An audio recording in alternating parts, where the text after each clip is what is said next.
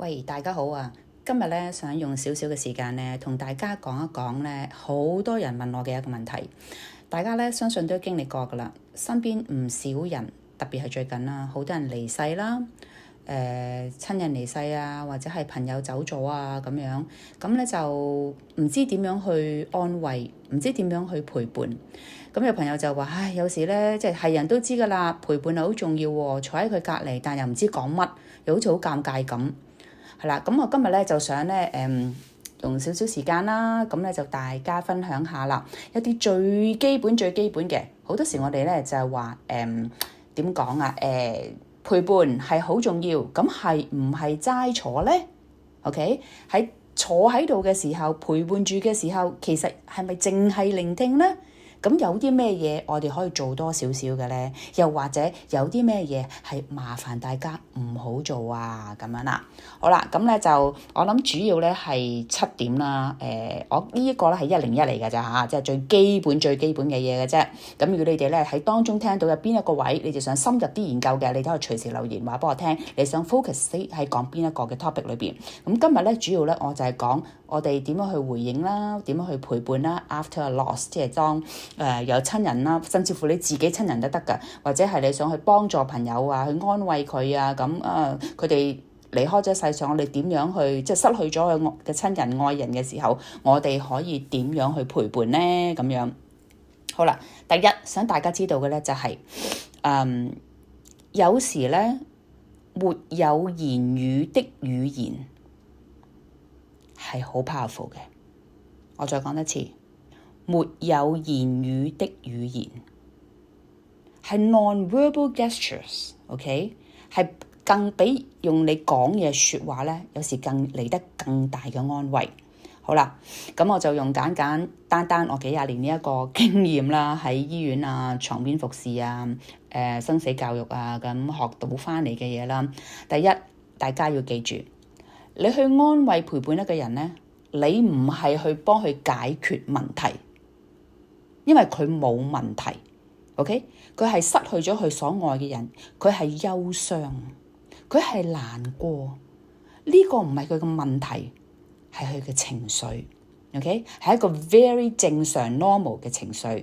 So 唔該大家唔好諗住去 fix 佢個問題 ，fix 佢個 problem，OK， 佢係冇問題嘅，只不過佢係喺一個痛楚裏邊，佢失去咗佢一個好愛嘅人，佢而家喺一個憂傷嘅旅程裏邊，你做嘅嘢係陪伴 ，OK？ 因為我哋係 fix 唔到嘅，大家知道，死者係唔會翻嚟嘅，冇辦法攞翻轉頭 ，OK？So don't even think，OK to fix it。第一，第二，我哋叫做係去練習咩叫 ministries of presence， 即係你個陪伴好重要。好啦，咁喺陪伴裏邊，大家都識講㗎，即係同行啊嘛，陪伴啊嘛。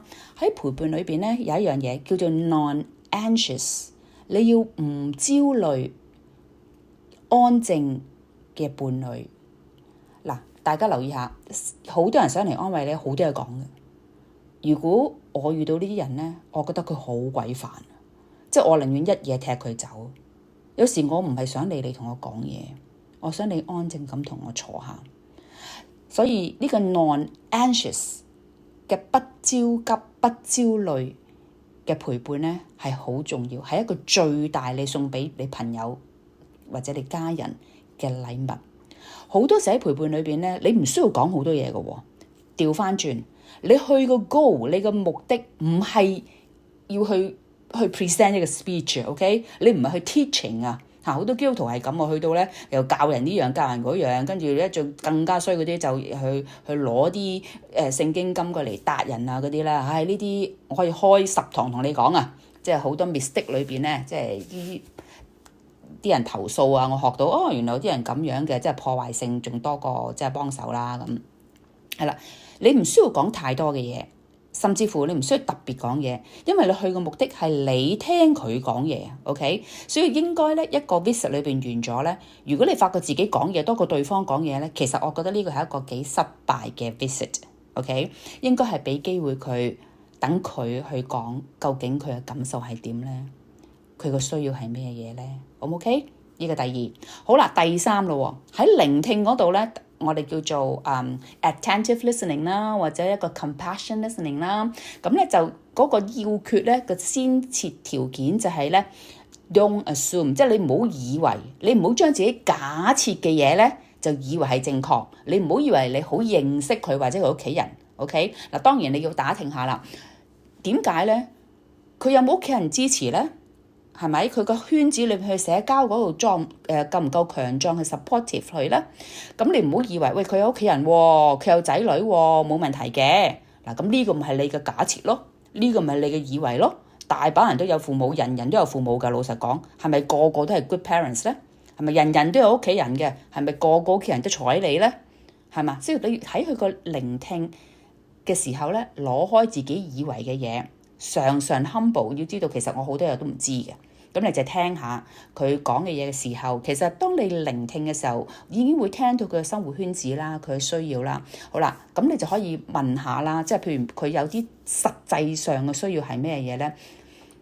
可能佢係一個人住嘅，你可能見到佢間屋真係好鬼亂嘅，咁又可能佢又冇胃口食嘢，因為當一個人係極度憂傷嘅時候，老實講真係冇胃口㗎，望住啲嘢都唔知啲嘢喺自己前面㗎。係啊，咁譬如呢啲咁好濕碎嘅嘢，好細微嘅嘢，可能係憂傷者自己都未睇到自己嘅需要嘅事，你睇唔睇到咧？係啦，如果你睇到嘅，咁呢啲可以慢慢安排，或者揾人幫佢執下屋啊，或者你可以幫佢送飯啊，買啲嘢俾佢食啊，得閒俾個電話佢啊，問佢要唔要嘢飲啊，即係呢一類咁樣咧，點會冇嘢做啫？大把嘢可以做啦，係咪？但問題就係你未聆聽嘅時候咧，你根本就無從入手。你所有 information， 你下一個行動，你所有嘅行動 is based on what he or she share with you， 得唔得 ？OK， 係啦，先聆聽先。好多嘢可以做嘅，真係。OK， 好啦，第四樣嘢咧就係、你要唔好麻煩你，唔好講呢一句嘢就係、當你聽嘅時候咧，好多時我哋做人都係咁嘅，即係特別你已經有啲經驗，特別係一啲咧探訪人嘅人咧，佢自己都喪過親啦，咁佢咧就有呢啲經驗啦。咁我麻煩大家唔好話，哎呀，我好明你嘅感受。嗱，呢句嘢咧真係冇人有資格講啊！我自己做咗幾十年哀傷輔導，我都唔敢啊，即係我都唔敢講，哎呀，我完全明白你，我都唔敢咁樣講。點解啊？每一個人嗰個離世者同佢嘅關係都係唔同嘅。OK， 佢哋喺埋一齊幾耐啦？佢哋中間嘅關係係點樣啦？我哋係唔知㗎。即係譬如你死老公，你又用你死老公嗰套去同佢講，哎呀，我先生都係死咗啦，我點啊嚇？我照顧佢嗰陣時好鬼辛苦啊，又點啊？我日日都要去醫院啊！喂，大佬變咗好似喺度講緊你訴緊苦喎，你講緊你個 problem 喎，係咪啊？大家睇唔睇到個分別啊？冇人係有資格話完全明白佢嘅感受。我明白你有相似嘅經歷，但未必有相同嘅感受。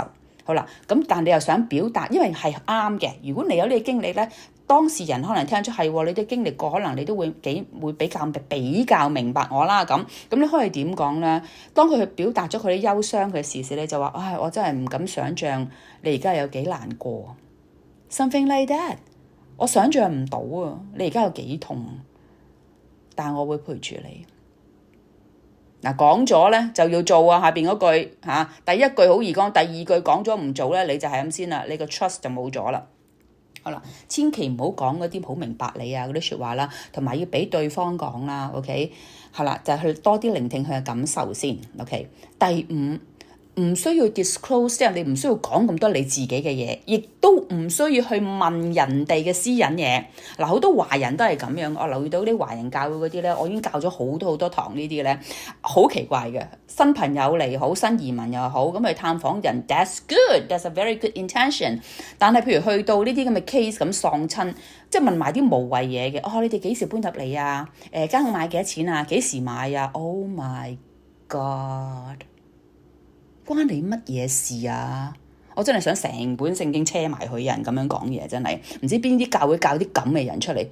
阿叔啊，阿嬸啊，人哋而家個親人離世，極度難過。我想大家去檢討下問，可能你未必問呢啲咁白痴嘅問題，但係都會有好多類似白痴嘅問題。究竟你係關心啊，定係八卦？再問下自己，其實我呢條問題對佢陪伴佢呢個哀傷有冇幫助？佢間屋係10年前買定係舊年買？對你安慰佢有咩幫助？得唔得啊？OK， 好啦 ，Number 6啦，第6點啦，你要 acknowledge 佢。你聽完晒之後咧，你要 acknowledge 佢，同埋我哋叫做俾個 permission 啊，即係容讓佢去哀傷啊。即係咧點講咧？你要俾佢知道咧，佢可能佢有好多嘢同你講，當然係好嘅，但係有啲人係唔講嘢噶嘛。嗱，大家要明白喎，你唔好諗住坐埋去啊，咁啊係咁聽係咁聽。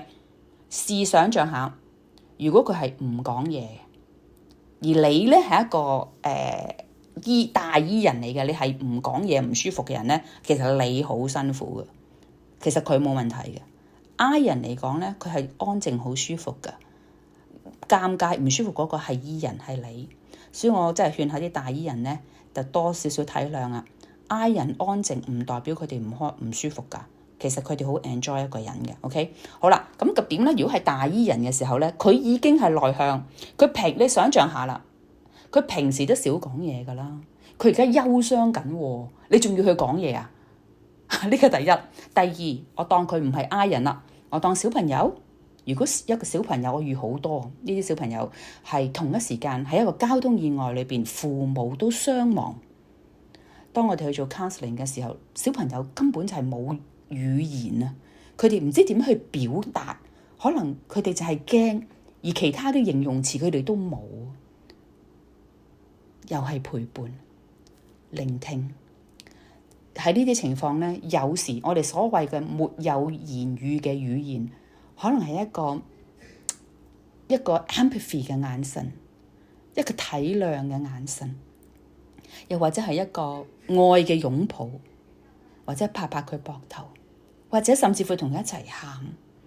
我好多時都係咁，一齊喊，一齊笑。有時講到啲回憶嘅時候，又未必係咁憂傷。講返啲開心嘅嘢嘅時候，呢啲都係一個陪伴裏邊嗰種美麗。好啦，要容讓 acknowledge 佢。如果佢係唔講嘢，冇乜點表達啊，又或者你哋即係好似冇乜 information 啊，唔知點樣去行下一步，你都要 acknowledge 佢咧。佢講咗啲感受咧，你要話你要讓佢知道每一個人 OK 嗰個 grief 啊，哀傷嗰個程度唔同啊，同埋個時段都唔同嘅。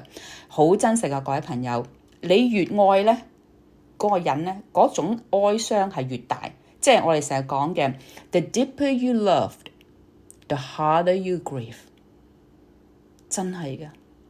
不過咁點啊？係咪應該唔好咁愛啊？可以第日死嗰陣時唔好咁傷心啊？係咪？好多人咁問，梗係唔係啦。其實冇人咁問，係我咁問嘅啫。咁即係咪話咁唔好避免唔好咁愛？唔係。呢個咧又盡心，我會開一堂。如果你有興趣講啊嚇，哇！我真係愛到癲，愛我老婆，愛我仔，好多係仔女死咗先嘅，或者係啲孫過身啊嚇，即係好愛好錫佢得呢一粒孫啊咁樣。咁即係越愛得深咧，嗰個 grief 係越難嘅，但係可以轉化嘅喎。其實就係靠嗰個愛咧，去變翻成即係 finding meaning in love 啊！呢個遲啲我可以再講下。好啦，咁翻嚟啦，反而係咩咧？有啲夫婦。大家有冇留意到咧？有啲係孖公仔噶嘛，成世都唔分開噶嘛，即係冇私人時間嘅。總之你見到個老公一定見到個老婆噶啦，係嘛？去飲茶、去打牌啊、去邊度啊、去掃神問啊，全部都一模一樣嘅。嗱，黐到埋晒呢啲咧，其實當有一個離世之先咧，其實另外一個咧係比較難走嘅。點解啊？嗱，呢個就係開始又要講到嗰個 existential psychologist 啦，即係究竟佢冇咗自己啊，即係佢所有嘢都係全部人一齊噶嘛，係咪？即係兩個人一齊，一冇咗嗰陣時咧，個生活習慣唔單止係生活習慣完全唔同咗啊，佢係呢個轉變啊，佢好驚啊！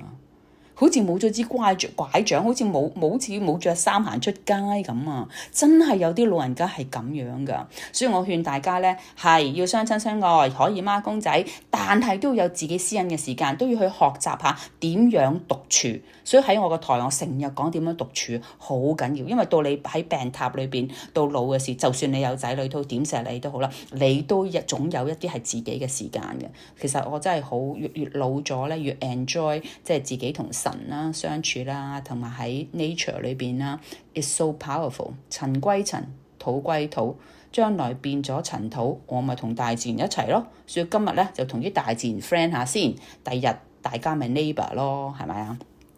好啦，咁啊最後啦，第7點，即係以上講嘅所有嘢裏邊咧，我哋就要接納別人去講佢嘅 emotion 嘅時候，你就唔好駁嘴啦，即係你唔好同佢拗，唔係咁嘅係點嘅，大佬啊，由佢啦，呢個佢嘅感受嚟噶嘛，係嘛？你有咩資格同人拗人哋嘅感受咧？第一，第二咧就係有時咧，人哋可以嗰個親愛人咧離世咗5年好、10年好、20年好，大家我話俾你聽，嗰個哀傷咧係仲會喺度。嗰個係不能忘懷㗎，係一生一世嘅。麻煩大家唔好話，即係我成日聽到啲咧即係三姑六婆啦。哎呀，老公都死咗10年啦，點解佢仲咁㗎？咁呢啲咪 judging 咯？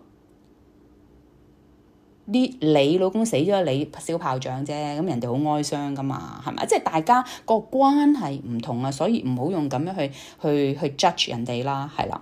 好啦，咁各位朋友。講到呢度嘅時候咧，我就想 sum up 即係所有嘢啦。emphasize 少少，唔好將自己經歷過嘅嘢 ，OK？ 你死老公好，你死個老婆好，或者你阿 grandma 死過好，或者咧你點樣照顧個老人家 dementia 都好啊，跟住又教人哋嗰啲點樣去 dementia， 未必一樣㗎。有啲係好 complicated 嘅 case 嘅，好似上2個禮拜啦，我有個妹妹啦，15歲嘅啫，咁佢自殺 ，OK， 咁啊做乜自殺咧？好地地咁樣，咁原來咧簡單地講下啦，佢爸爸咧就喺幾個月前啦，咁就做咗一個手術就離開咗啦，喺個手術台度死咗嘅。咁佢就當然係嬲啦，因為佢唔贊成阿爸做呢個手術嘅，咁啊嬲緊佢阿媽啦，然後咧又嬲緊醫院啦，即係覺得啊做乜嘢都叫咗唔好做，點解要做咧咁樣？咁啊失去咗爸爸啦。咁但喺爸爸死咗之後第5日，佢哥哥俾人謀殺死咗。OK， 而咧佢喺度即係我聆聽嘅時候咧，即係。我唔知在座有冇人係即係接二連三嘅 loss， 我哋叫呢啲叫 multiple loss，OK？ 即係一個死完又一個，仲要好近嘅日子，跟住可能第3個。我想講係咩咧？各位朋友，人人嘅 case 都唔同嘅，即係平安死、老死呢啲自然死咧，已經係一個福氣嚟㗎啦。講真嚇，即係你唔好將你嘅 case。人都好多人都係咁，覺得自己係最慘、最可憐、最難過。唔係啊，各位朋友，即係好似呢個妹妹咁樣咧，佢話哥哥佢而家好嬲，佢覺得自己喺個世界上都冇乜意思，因為哥哥同佢關係好好。咁佢一路聆聽嘅時候咧，我明白點解呢一個咁 significant 嘅 loss， 因為佢話咧，佢細個俾人蝦，但係哥哥最錫佢，屋企好窮，亦都冇乜錢，佢哋冇車，但係哥哥咧做嘢。賺錢買到一架單車，一個 bicycle， 而哥哥咧係佢今日記得哥哥俾人謀殺喎，大佬唔知點解謀殺啦嚇，唔講 details。佢嘅印象裏邊咧就係哥哥夜晚車佢去睇星星，哥哥佢心情唔好，哥哥車佢去海灘同佢睇浪，哥哥又用呢架單車車佢去食嘢。當佢俾人蝦嘅時，哥哥同佢坐喺沙灘。聆聽佢，大家諗下，就係呢一個俾佢坦誠去分享，幫佢去理解呢一個 loss 呢個痛係好正常啊！你感覺到佢嗰種即係哀傷，呢一個陪伴就係咁樣。仲有最後我想講，沒有言語的語言。好多年前，當時仲喺夏威夷，有一晚我 on call， 我俾 ICU call 咗返去，話咧有一個patient 係日本人嚟嘅，係旅客啊，即係嚟旅遊嗰啲啦，心臟病發，但過咗身，先生喺度。當我去到嘅時候，先生坐咗喺出邊，好難過，好慌張。仲要係咧，佢唔識講英文。各位觀眾，我又唔識講日文。喺沒有語言溝通之下，我只可以用我好有限嘅 kanji， 即係我哋用漢字啦，咁樣寫下去溝通下。我連介紹自己 chaplain、spiritual care、counseling 我都唔知點樣去譯俾佢聽，因為我嘅明白日本人係唔講情緒嘅。係啦，即係唔係咁易去表達佢嘅心情啊、感情啊咁樣，係冇呢一啲字嘅。嗰晚我陪咗佢整晚。其實我都有其他 call，有時一晚可能 ICU call、emergency room call 咁樣。咁喺我陪伴佢嘅時候，一路寫字去溝通，亦都有好多安靜嘅時間。喺我個腦裏邊，我當然知道啦，唔係淨係失去咗個老婆咁簡單。喺個故事裏邊，點解聽人講故事咧，好似活咗好多日咁，好似活咗好多世咁，真係好多好動人嘅故事喺裏邊。That's the meaning of their life。跟住咧，佢就話今次咧係佢哋兩公婆第一次嚟夏威夷旅行，因為佢哋結婚後生時冇錢，但佢應承佢太太，如果佢哋老咗，點都要喺我哋死之前咧，我會應承你帶你去一次夏威夷。估唔到，終於可以嚟到夏威夷，但今次返去日本係佢自己一個人返去。我哋有時知好多嘢，但未必要同佢講。我個腦裏邊我已經知道要辦死亡證，要揾 immigration， 要攞醫生紙。究竟佢火化定係成條屍跟住佢嘅飛機過去啊？定係落機嘅時候呢位丈夫攞住佢太太嘅骨灰呢？我腦裏邊好多呢啲嘢，我知道佢跟住要做。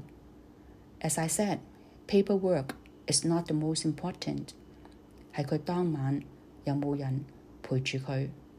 點解唔好輕看你坐喺佢旁邊？因為嗰陣時仲係聖誕節喎，我真係覺得好心痛啦！即係佢咁樣拎住啲骨灰返去日本。點知喺呢件事發生嘅下一年，差唔多近聖誕節嘅時候，我嘅機構打電話畀我，佢話佢哋收到一封喺日本寄嚟嘅信，同埋一張支票，係一個 compliment letter，係讚揚我嘅。而嗰張支票寫咗好多個零，當然唔係畀我啦，咁就係畀機構嘅。咁咧機構咧就叫我返去攞呢一封即係 thank you letter。其實我唔記得咗佢係邊個啊，因為我一年都有即係幾百個，好多日日都有呢啲 case， 我唔記得咗係邊個，因為夏威夷都幾多遊客，我有好多遊客即係嚟玩而死亡嘅啲即係經歷啦。我其實唔記得佢係邊個，但我睇佢寫嘅嘢，我就即刻諗起佢係邊個。佢喺嗰個 thank you letter 嗰度，佢話我淨係記得嗰晚我好驚，醫院嘅冷氣好凍，我唔記得咗我哋嘅對話。但我就係記得有位 chaplain 成晚陪住我，坐喺我身邊。